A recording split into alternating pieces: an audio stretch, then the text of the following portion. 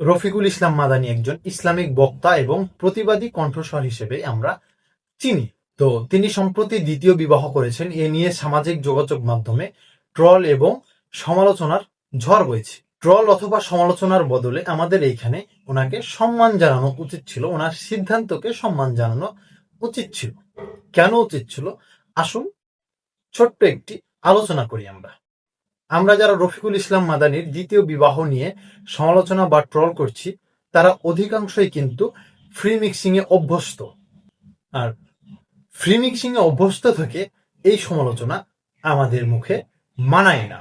ইসলামের বিধান অনুযায়ী বহুবিবাহ একটি বৈধ কাজ, যা সামাজিকভাবে বর্তমানে সমালোচিত হলেও ধর্মীয়ভাবে এটি বৈধ। রফিকুল ইসলাম মাদানী বলেছেন যে তিনি গুনাহ হতে বাঁচতে দ্বিতীয় বিবাহ করেছেন, যা ইসলামের দৃষ্টিতে খুবই প্রশংসনীয়। এবার আসুন কোরআন কি বলে। সূরা নিসার ৩ নম্বর আয়াত অনুযায়ী আমরা জানতে পারি, সামর্থ্য এবং ইনসাফ কায়েমের সাপেক্ষে একজন পুরুষ 4টি পর্যন্ত বিয়ে করতে পারে অথবা বহু বিবাহ করতে পারে। যদি সামর্থ্য এবং ইনসাফ কায়েম না হয় তাহলে একটি যথেষ্ট।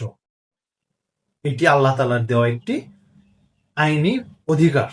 বর্তমান ফিতনার যুগে নিজেকে চারিত্রিক অবক্ষয় ও গুনাহ হতে বাঁচাতে বিয়ের এই পথ বেছে নেওয়া একজন সচেতন মুসলিমের কাজ। এবার আসুন ঐতিহাসিক প্রেক্ষাপট কি বলে।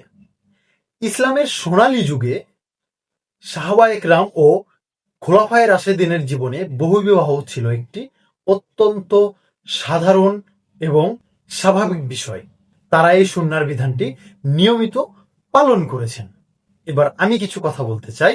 ব্যক্তিগত জীবনের বৈধ একটি কাজকে নিয়ে সমালোচনা বা ট্রল করা, এটিও কিন্তু ইসলাম পরিপন্থী। এটি ইসলাম কখনোই সমর্থন করে না।